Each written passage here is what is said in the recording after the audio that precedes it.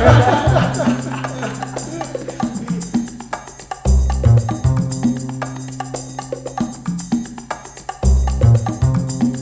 hello, I'm Margherita Laira. I'm Peter Brunisch. I'm Italian. I'm German. And we started working together on this project called Performing Multilingualism. Because language really is culture. And I think there's very little in the theatre that we come across in the UK that reflects this status. Tälleen me aloitetaan aina kaikki improt Suomessa, koska silloin ei pidä puhua, jos ei ole mitään sanottavaa. Tää ei ole mun oma tarina, mutta tää on jotain, mitä tapahtui mun isoäidille. Ja ajattelin kertoa sen teille. This is a story of my brother. It's not a very long story because my brother died when he was 20. My name is Anestis Azaz. I am the theatre director and I am running a workshop in the Central School of Speech and Drama on multilingualism in theatre. It's people from many different countries who speak many different languages. We've been working on the novel The Eternal Philistine, as it is translated in English. The original German title is Der ewige Spießer. It's a novel by Öden von Horvath. Part of the challenges that we faced with the students working on this in this workshop. We did have a quite heavy debate about diversity and strategies of representation on the stage, and how easily the stereotypes that you have in your head can affect the result. And in general, when we think of ourselves as scholars and theatre makers in a political context, we really wanted to do something to challenge monoculturalism, monolingualism,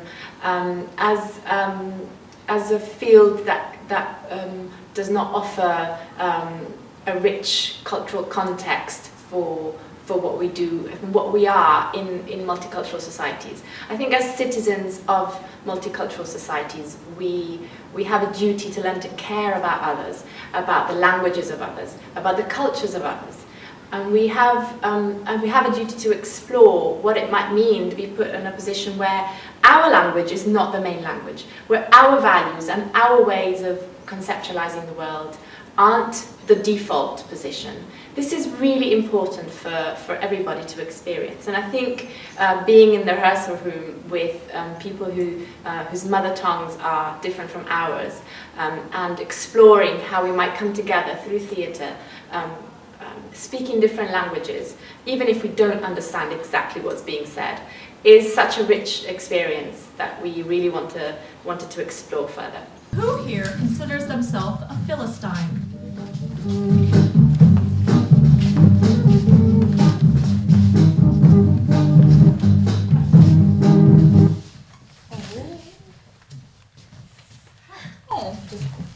Sure, I will explain.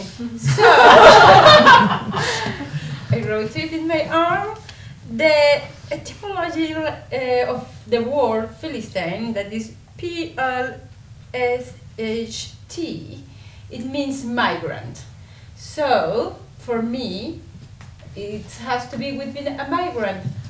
There are other references in the Bible too, but... That's not the meaning to me in English. To me, a Philistine is it's an insult towards someone who is potentially anti-intellectual, who does not fit within a group and tries their best to try and fit in, but you know they don't belong there. Yeah, actually in Spanish, the translation, at least for the book, the novel purposes, it's the eternal bourgeois. So Philistine is understood in that concept of being a bourgeois. So yeah. For me that's cultural interpretation, then I stick to the Latin. Yeah, but I mean, in the original, the German, it's Spießer, der ewige Spießer. And I mean, Spießer is just like the Spanish, like bourgeois. It's like how lower class refers to the upper class as a conservative, dull kind of people. Like an uptight. Uptight, yes. Like an anti-rebel. Anti-rebel, yes. I think it's much more similar in Spanish and German than the translation into English there. Annie, something to say? I just don't feel that I can say for sure, or that I can know for sure that I'm not a Philistine. The use of different languages on stage is somehow a way to to make a reality out of this utopia which theater always has to be. I mean, we have the incredible privilege to work in theater. And then we have to explore new realities, and we have to try to make somehow, at least on the stage, a kind of a utopia possible. And this utopia that I have in mind has different languages and not only one.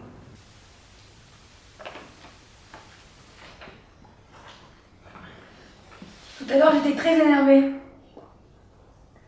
Maintenant plus. J'ai pris une bonne douche, ça m'a détendue.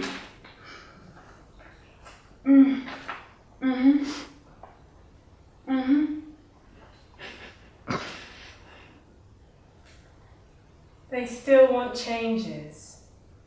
It is perhaps precisely this shared work on, say, a same story that we're telling together by moving from one language to another language. It's sort of shared situation that different characters speaking different languages share, that show us ways of enjoying non-understanding, and that perhaps naturally put us on a more equal basis where there's no more hierarchies of a major language, a dominant language, but all languages in a perhaps even utopian way get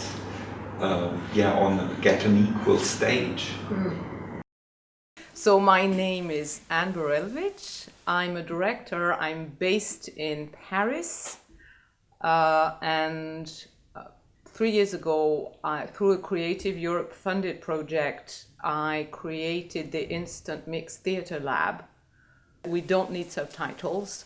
We managed to make the balance between the two languages work so the audiences can get enough of the story to enjoy hearing some of it in a language they don't understand. So this is how we organized the work this week. We did improvs in the morning and we worked on script in the afternoon. I brought some bilingual and trilingual scripts that I had in store from my previous work, so we could see how to devise bilingualism in script, in text. I wanted all the languages that were present in this group, which is about 9 or 10, to come out as much as possible on stage, which is why I use some improvisation exercises that I usually use to kind of support people in using the diversity of languages they have at their disposal. And they are usually trained to acting in one language. So these exercises are devised to help them jump into whichever other languages they know in life, but don't necessarily use on stage. Our conversations during Anne's workshop revolved around how to make audiences enjoy the sound of other languages without missing out on the story.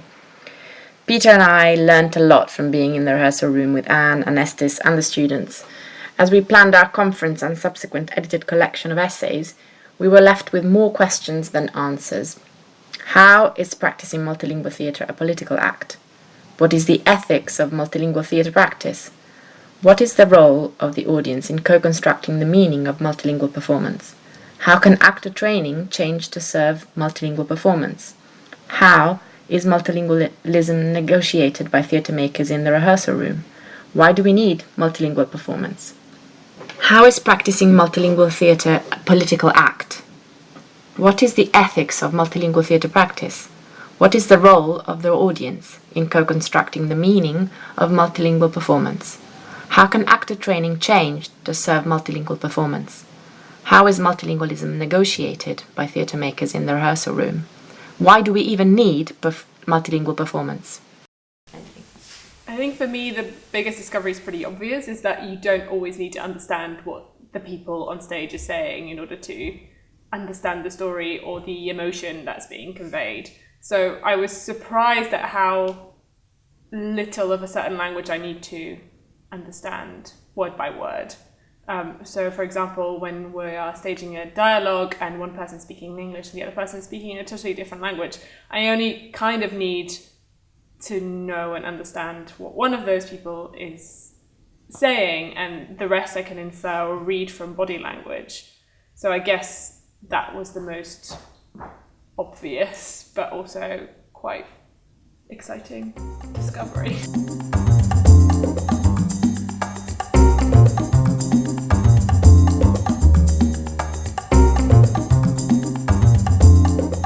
We believe multilingual theatre is an exciting field.